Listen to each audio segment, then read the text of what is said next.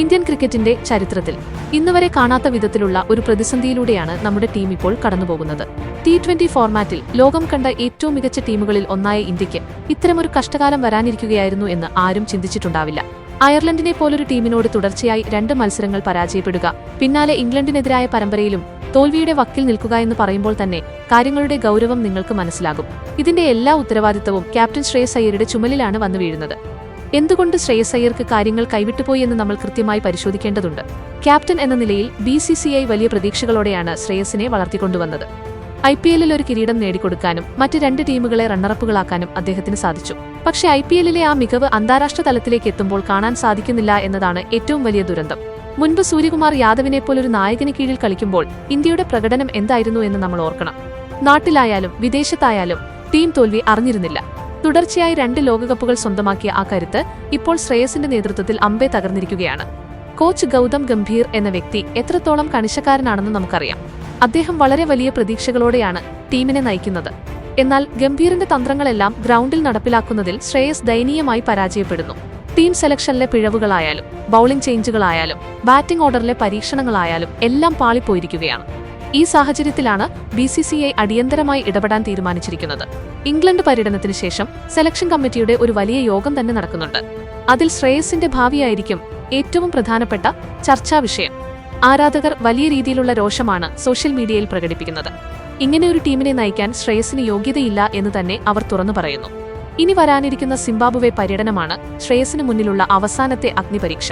July 23-ന് തുടങ്ങുന്ന ഈ പരമ്പരയിൽ ജയിച്ചേ മതിയാകൂ. അവിടെയും ഇതേ അവസ്ഥയാണ് തുടരുന്നതെങ്കിൽ BCCI ഒരു നിമിഷം പോലും വൈകാതെ ശ്രേയസിനെ ക്യാപ്റ്റൻ സ്ഥാനത്തുനിന്ന് നീക്കും. പകരം ആരുവരും എന്ന ചോദ്യത്തിന് വലിയൊരു ഉത്തരമാണ് പുറത്തുവരുന്നത്. ടെസ്റ്റിലും ഏകദിനത്തിലും മികച്ച ഫോമിൽ കളിക്കുന്ന ശുഭ്മൻ ഗില്ലിനെ നായകസ്ഥാനത്തേക്ക് കൊണ്ടുവരാനാണ് ഇപ്പോൾ ധാരണയായിരിക്കുന്നത്. ഗില്ലിന്റെ ക്യാപ്റ്റൻസി പക്വതയും ടീമിനെ നയിക്കാനുള്ള കഴിവും BCCI ഇപ്പോൾ വിലയിരുത്തിക്കൊണ്ടിരിക്കുകയാണ്. എന്തായാലും ശ്രേയസ് അയ്യരുടെ T20 ക്യാപ്റ്റൻസി എന്ന അധ്യായം അവസാനത്തിന്റെ വക്കിലാണെന്ന് വേണം കരുതാൻ. ഈ പര്യടനത്തിൽ ഇന്ത്യ എങ്ങനെ തിരിച്ചുവരും എന്നത് ഇന്ത്യൻ ക്രിക്കറ്റ് ആരാധകർ വലിയ ആകാംക്ഷയോടെയാണ് കാത്തിരിക്കുന്നത്. ശ്രേയസ് തന്റെ കസേര സുരക്ഷിതമാക്കുമോ അതോ പുതിയൊരു നായകന്റെ കാലഘട്ടത്തിന് തുടക്കമാകുമോ എന്നത് വരും ദിവസങ്ങളിൽ നമുക്ക് കണ്ടറിയാം. എന്തായാലും കാര്യങ്ങൾ അത്ര എളുപ്പമല്ല. വലിയൊരു മാറ്റത്തിന് ഇന്ത്യൻ ടീം തയ്യാറെടുക്കുകയാണ്. അതിനുള്ള തയ്യാറെടുപ്പുകൾ ഇതിനോടകം തന്നെ തുടങ്ങിക്കഴിഞ്ഞു എന്ന് വേണം വിശ്വസിക്കാൻ. ഈ പരമ്പര തോറ്റാൽ അത് ശ്രേയസിന്റെ കരിയറിലെ തന്നെ ഏറ്റവും വലിയ തിരിച്ചടിയായി മാറും. ടീമിൽ വലിയ അഴിച്ചുപണികൾ വരാൻ പോകുന്നുണ്ട്. സിംബാബ്വെ പര്യടനം മാത്രമല്ല, വരാനിരിക്കുന്ന എല്ലാ പരമ്പരകളും ടീം ഇന്ത്യയെ സംബന്ധിച്ച് നിർണായകമാണ്.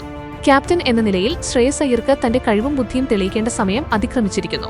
ഇനി പിഴവുകൾക്ക് സ്ഥാനമില്ല. കളി പഠിച്ചും കളിച്ചും മുന്നോട്ടു പോകുക എന്നത് മാത്രമാണ് ടീമിന്റെ മുന്നിലുള്ള ഏക വഴി. ഈ കാര്യങ്ങളെല്ലാം വിലയിരുത്തുമ്പോൾ BCCIയുടെ നിലപാട് കടുപ്പമാണ്.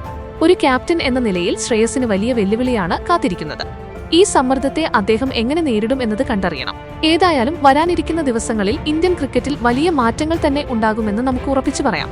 ക്യാപ്റ്റൻ എന്ന നിലയിൽ ശ്രേയസിന്റെ വീഴ്ചകൾക്ക് പ്രധാന കാരണമായി നിങ്ങൾ കാണുന്നത് എന്താണ്?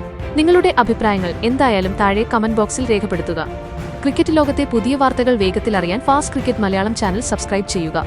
വീഡിയോ ഇഷ്ടപ്പെട്ടാൽ ലൈക്ക് ചെയ്യാനും ഷെയർ ചെയ്യാനും മറക്കരുത്. നിങ്ങളുടെ പ്രിയപ്പെട്ട താരം ആരാണെന്ന് താഴെ കമന്റ് ചെയ്യൂ. പുതിയൊരു ക്രിക്കറ്റ് വാർത്തയുമായി അടുത്ത വീഡിയോയിൽ കാണാം.